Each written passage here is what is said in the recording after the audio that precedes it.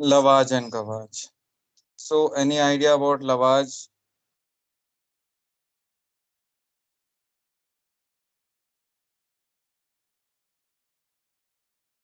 What do you mean by lavage? That is a gastric lavage. Hmm. So gastric lavage is basically nothing, but it is actually a stomach wash. That is washing of stomach or the gastric suctioning. Like it is also procedure that is used to clean out the content of the stomach, or it can be, or it has been used for eliminating the poisoning from the stomach. अगर किसी भी patient का आपने gastric या फिर stomach wash करना है या फिर गैस्ट्रिक सक्शन करना है या फिर आपने किसी पॉइजनिंग को एलिमिनेट करना है उसकी बॉडी से या फिर उसके स्टमक से, तो उसको हम कहते हैं गैस्ट्रिक लवाज। ठीक है, तो बहुत कॉमन होता है गैस्ट्रिक वॉश के लिए, एंड इस प्रोसेस को हम यूज करते हैं मैक्सिमम पेशेंट्स पे अगर उन्होंने पॉइजन लिया हो या फिर हमें गैस्ट्रिक गैस्ट्रिक सक्शन करना हो या फिर स्टमक वॉश करना हो। तो बेसिकली पर्पस क्या होता है? पर्पस इसका होता है for an urgent removal of ingested substance to decrease the systematic absorption. मतलब अगर किसी ने कोई ऐसा सब्सटेंस ले लिया है और उसको जो है वो हमें रिमूव करना पड़े, तो उसे रिमूव करना या फिर उसका सिस्टमिक ऑब्जॉर्प्शन ऑब्जॉर्प्शन अगर वो हो रहा है उससे पहले उसको बाहर निकाल देना। ठीक है, या फिर कोई एंडोस्कोपी अगर प्रोसीजर करना है हमने जो कि स्टमक में जाके होता है, तो अगर स्टमक एम्प्टी नहीं रहेगा तो वो प्रोसीजर भी पूरा नहीं हो पाएगा। तो एम्प्टी रखना है स्टमक को आपने एंडोस्कोपिक प्रोसीजर प्रोसीजर के लिए। तो दिस इज ऑल्सो पर्पस। और या फिर if there is any kind और if we have diagnose gastric haemorrhage to arrest haemorrhage, तो इसके लिए भी हम लवाज करते हैं। तो व्हाट आर द इंडिकेशंस? किस किस पेशेंट को हमें लवाज करना चाहिए? जिन्होंने पॉइजन लिया होता है, ठीक है, या फिर कलेक्टिंग स्टमक एसिड, जिनको हम स्टमक एसिड देते हैं टेस्ट के लिए, उनके लिए लवा जरूरी होता है। Cleaning the stomach before and up after this endoscoping in which who has been blood vomit, जिनको ब्लड वॉमिटिंग आ रही है। ठीक है, या फिर हम उनका उनके लिए ये करते हैं जिनको एंडोस्कोपी होने वाली है और उससे पहले उनको बोलते हैं हम खाली स्टमक कर दीजिए, अगर नहीं हो तो हमें फिर गवाज करना पड़ता है, लवाज करना पड़ता है emergency. Then relieving the pressure in someone which is blockage in the intestine, या फिर उस ब्लॉकेज को रिमूव करना जहाँ जहाँ पे इंटेस्टाइन में हमारे पास ब्लॉकेज। ठीक है, तो कॉन्ट्राइंडिकेशंस क्या होती हैं इसकी? ठीक है, इससे लॉस ऑफ एयरवे हो सकता है, प्रोटेक्टिव रिफ्लेक्सेस जो हैं वो आ सकते हैं। ठीक है, then ingestion of the corrosive substance such as strong acid or alkali, ingestion of hydrocarbon with high aspiration potential, uh, patients who are at the risk of hemorrhage and gastrointestinal perforation. So what is the technique? Actually कैसे हम जो है technique क्या होती है इसकी? So first of all, the gastric lavage involve the passage of the tube via mouth or nose down into the stomach, followed by sequential administration and removal of small volume of the liquid. All right, and might be there will be a placement of the tube in the stomach, and it must be confirmed either by air insufflation while listening to your stomach, or by pH testing or a small amount of aspirated stomach content or X-ray. This is ensure about the tube is not in the lung. तो basically हम क्यों करते हैं इस चीज को? मैंने आपको पहले भी बताया था, बट इसमें क्या होता है जब टेक्निक हम यूज करते हैं तो इस टेक्निक में हम क्या करते हैं, इन्वॉल्व होते हैं हमारे एयरवे जो कि एज अ पैसेज यूज होता है टू द स्टमक, और इसमें एयरवे कॉम्प्रोमाइज भी थोड़ा हो जाता है।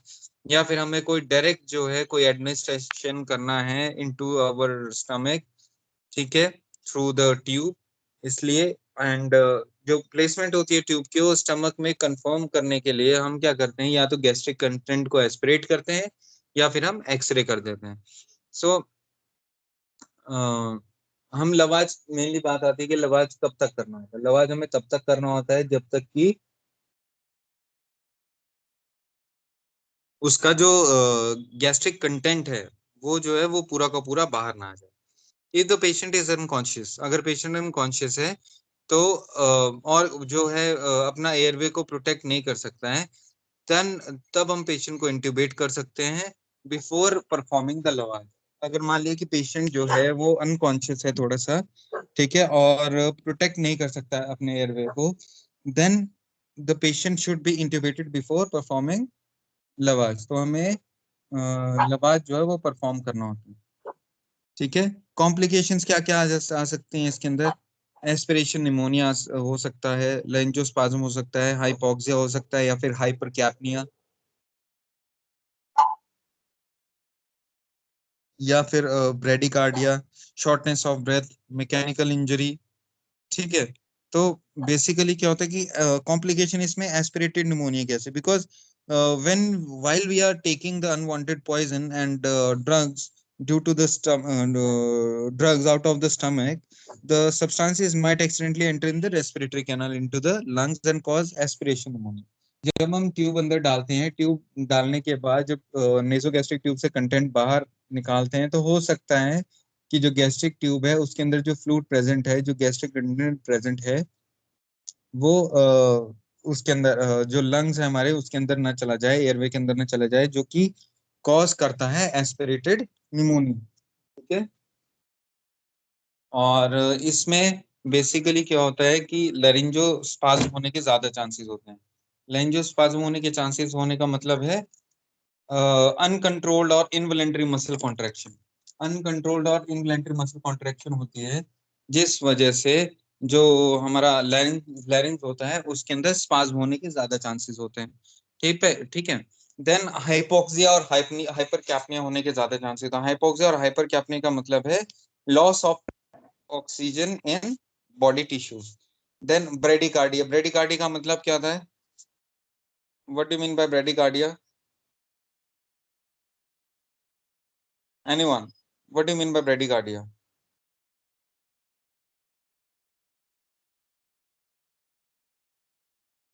Hello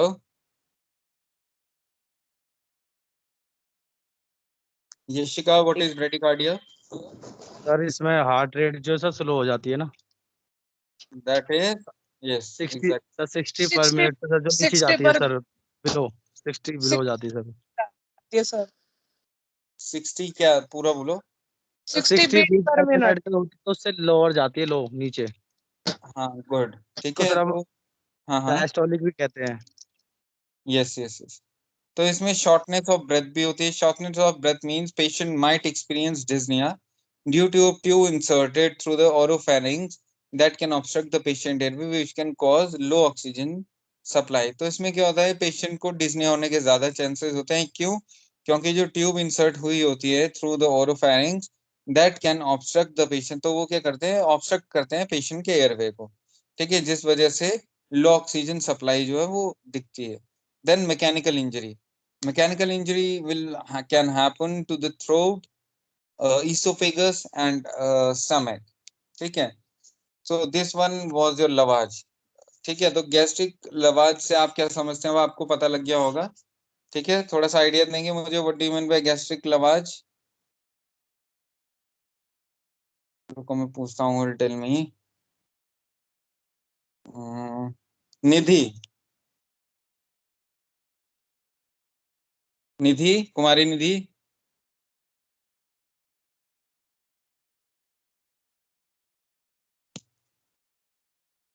Mandeep Singh.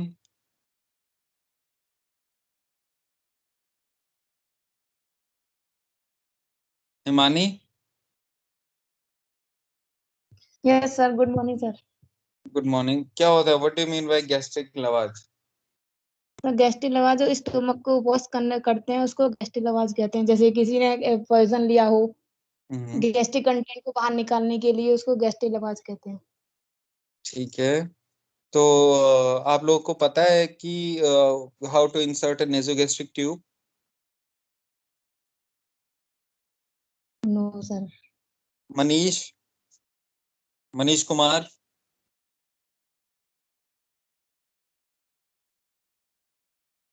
Manish Kumar. Monika Gupta,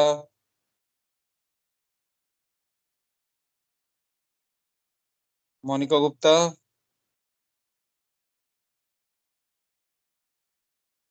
Neeraj, yes sir, good morning sir.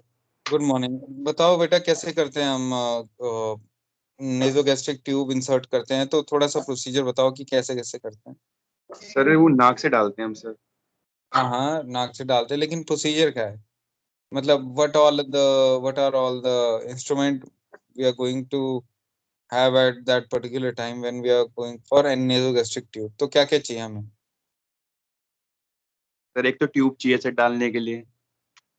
ठीक है, सर वो हाँ हाँ नेजोगैस्ट्रिक। यस सर, फिर बता रहा हूँ सर। हम्म सर इतना ही पता है कि नाक से डालते हैं, प्रोसीजर तो पता नहीं कैसे कैसे डालते हैं सर, तो भूल गए। प्रोसीजर बता दूं तुम लोग को मैं? ठीक है, तो प्रोसीजर प्रोसीजर देख लेते हैं, चलिए। यस तो बेसिकली क्या होता है, गैस्ट्रिक गवाज जब हम करते हैं तो हम चाहे लवाज हो चाहे गवाज हो, दोनों के लिए हमें नेजोगैस्ट्रिक ट्यूब इंसर्ट करनी पड़ती है। ठीक है, तो उसमें क्या होता है हमारे पास, आपको सबसे पहले आर्टिकल चाहिए होते हैं।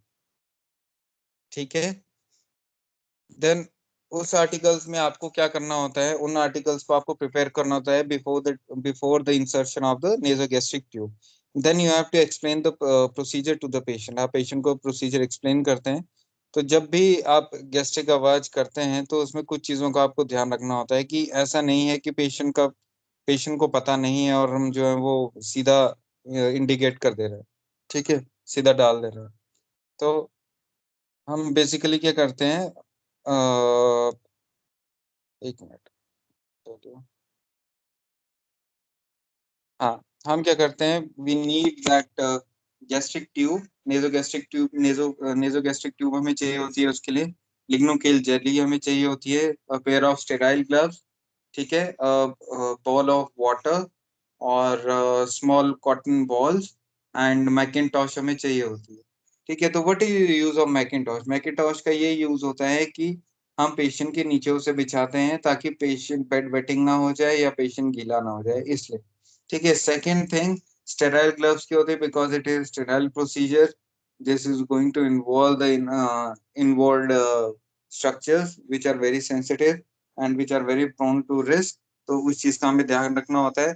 देन हमारे पास आता है ball of water. Ball of water इसलिए चाहिए होता है कि जब भी ट्यूब इंसर्ट करते हैं, इंसर्ट करते करते हमें उसको पानी पिलाना होता है, एटलीस्ट 1 ml।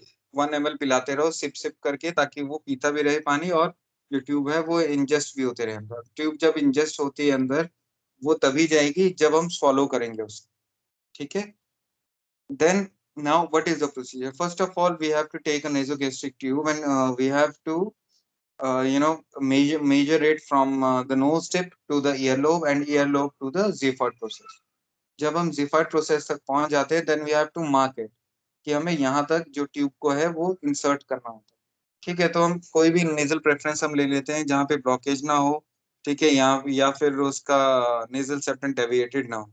ठीक है, उसके अंदर से हम इंसर्ट करना शुरू करते हैं। इंसर्ट करने से पहले explain the procedure to the patient, otherwise patient कभी भी कंफर्ट नहीं होगा ट्यूब डलवाने के लिए। ठीक है, उनको पूरी चीजें बताइए कि आपको थोड़ा सा डिस्कम्फर्ट होगा या खांसी आएगी तो आप काइंडली हेल्प अस आउट। ठीक है, हेल्प करिएगा। देन हम क्या करते हैं, जब भी नेजोगैस्ट्रिक ट्यूब इंसर्ट करते हैं, इंसर्ट करते वक्त सबसे पहले 90 डिग्री एंगल पे कोई भी नॉस्ट्रल के अंदर हम इंसर्ट करते हैं और धीरे धीरे इंसर्ट करना शुरू कर देते हैं। And we should have a stethoscope as well. ठीक है, तो हम क्या करते हैं, जब स्टेथोस्कोप और 50 ml की स्ट्रिंग पे हमें चाहिए होती है, तो जब हम इंसर्ट कर रहे होते हैं, इंसर्ट करते वक्त आप पेशेंट को बोलेंगे you will have a gag reflex. Gag reflex अगर पेशेंट को आता है तो आप वहां पे स्टॉप हो जाइए। Then ask the patient to drink 1 sip of water. जैसे ही वो पेशेंट सिप लेता है, swallow करता है, सेम टाइम पे आपने पेशेंट को की नोज से जो ट्यूब है उसको इंसर्ट करते रहना धीरे धीरे। ठीक है, and the patient is feeling irritated और patient is not cooperating, kindly inform the doctor. ठीक है, जब आप इसोफेगस के थ्रू आप सीधा स्टमक में पहुंच जाएंगे तो स्टमक पे what is going to happen? Then we have to check either the nasogastric tube is in the stomach or whether it is in the this one lungs या फिर airway. अगर lungs के अंदर है तो definitely when we auscultate the breath sound, then one lungs might be the tube can be in the left lung, or might be the tube can be in the right lung. So in which the tube is placed, like if the tube is inserted in the left lung, then definitely that lungs will not show full resistance, but in the left lung it will show the full resistance. Means ups and downs. जब आप सांस लेंगे तो जब patient सांस लेगा तो patient की जो चेस्ट है वो जो चेस्ट है वो इन्फ्लेट होती रहेगी और डिफ्लेट होती रहेगी, एंड बट जो दूसरा लंग है वो आपका इन्फ्लेशन का इन्फ्लेट नहीं होगा ना डिफ्लेट होगा, तो आपको उसे वापस लेना है और वापस आपने इंसर्ट करना है इसोफेगस, एंड देन आप सेम दूसरा मेथड क्या होता है इसको चेक करने का कि आप सिरिंज लेंगे 20 ml की और 50 ml की, उसको फिल करेंगे एयर के साथ एंड देन डायरेक्टली पुश। ठीक है, अगर आप पुश करते हैं, पुश करने के बाद अगर स्टमक में जो है वो पूरा का पूरा आराम से पुश होता है और आवाज सुनाई देती है, then definitely it is in the stomach. But अगर नहीं होता है तो आपको तुरंत वो रिमूव कर देनी है आपने ट्यूब। ठीक है, और एक बाउल मेथड होता है जिसमें कि हम क्या करते हैं, जब इंसर्ट कर देते हैं ट्यूब, अगर लंग्स में हुई तो बोल के अंदर जो वाटर है उस वाटर में बबल्स आना शुरू हो जाएंगे। But if it is not placed inside the lungs and if it is inside the stomach, then there will be no bubble. ठीक है, तो ये 3 मेथड होते हैं डायग्नोस करने के, हम किस तरह से जो है वो ये लेंगे। अगर मान लिया कि जैसे एक्सरे भी हम पेशेंट का कर सकते हैं, एक्सरे जब हम करेंगे तो डेफिनेटली एक्सरे में पता लगेगा पेशेंट की जो ट्यूब है लंग्स में है या कहाँ पे है। ठीक है, तो हम मेनली हम नेजोगैस्ट्रिक गवाज फीडिंग पढ़ रहे थे। तो गवाज फीडिंग में सबसे पहले हमें नेजोगैस्ट्रिक ट्यूब इंसर्ट करनी होती है, and then a nasogastric tube is long skinny tube that goes through the nose down to the throat and into the stomach. ठीक है, then gavage feeding is an artificially method of giving fluids and nutrients. This is also a slow process of feeding with the tube, that is a nasogastric tube. It is inserted through the nose, pharynx and esophagus and then into the stomach. ठीक है, purpose क्या होते हैं, to feed the children who are unable to take the fluid or to take the feed, feed the children who are undergoing oral surgery like cleft lip or cleft palate, fracture of jaw and in the condition of difficulty in swallowing. ठीक है, when the patient is unconscious or semi conscious, then the condition is not supportive to take large number of amount of food orally, so it's severe burns, malnutrition, prematurity, acute and chronic condition can occur. So condition when the patient is unable to retain the food, for example anorexia nervosa or vomiting, then we have to go for the gavage. All right, so what are the advantages of nasogastric feeding? Means it will provide all the nutrition to the patient. ठीक है, all the adequate amount of medicine can be given through this, all amount of food can be given to the patient without any danger. Feeding can be continued for the weeks according to need. According to the need, stomach can be aspirated at any time, वो कभी भी aspirate कर लेता है। lungs, almost of the fluid can be given very very safely.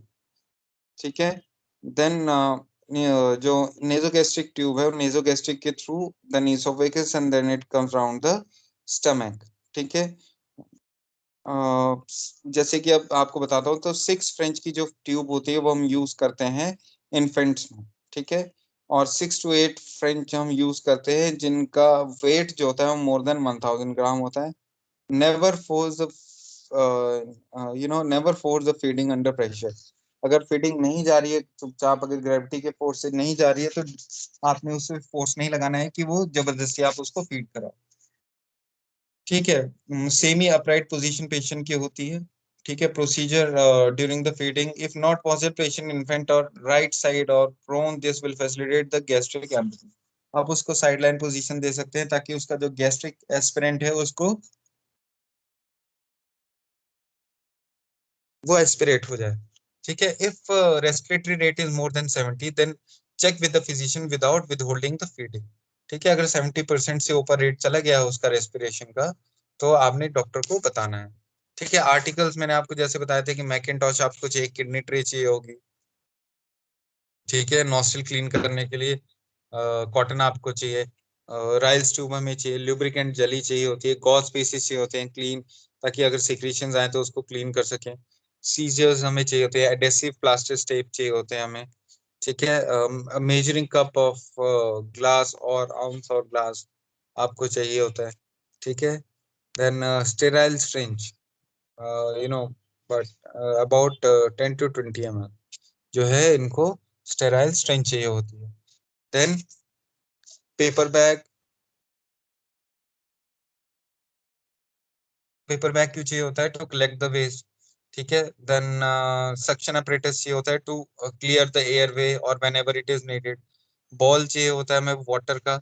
ठीक है, to test the location of the tube and clamp चाहिए होता है ताकि लीकेज ना हो पाए। ठीक है, तो मैंने आपको बताया था सबसे पहले हम अगर प्रोसीजर देखें तो इसमें जैसे हम आइडेंटिफाई करें पेशेंट को, एक्सप्लेन करना होता है पेशेंट को प्रोसीजर, प्राइवेसी मेंटेन करनी होती है। then if as a, you have to provide a comfortable position to the patient, make the patient sit on the chair and place him in the this follows position. ठीक है, then you have to arrange a Macintosh and face tall and place and face tall the chest and put under the chin of to protect the garments and the bed linen.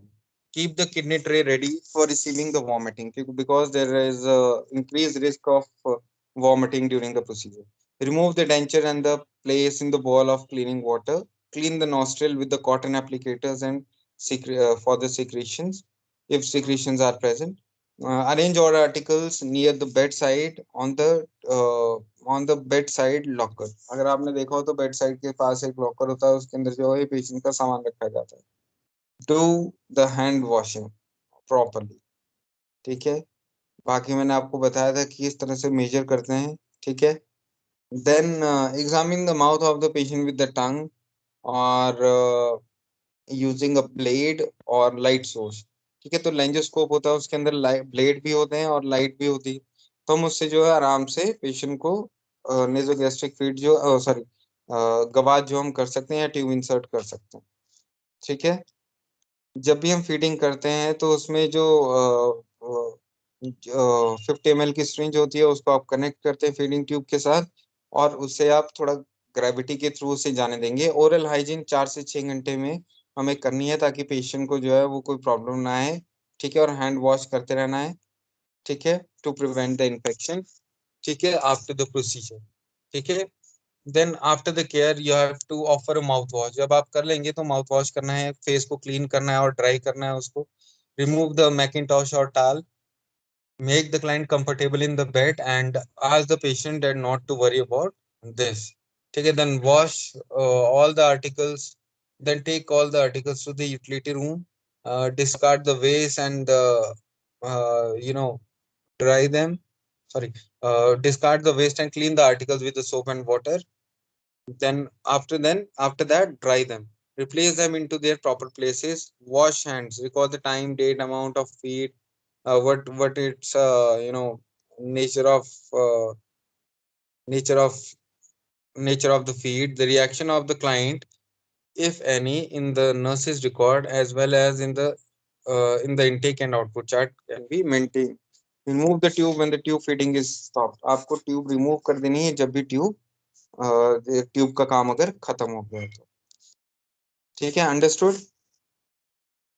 ठीक है, तो today we had studied about nasogastric gavage lavage and the procedure of nasogastric. ठीक है बेटा।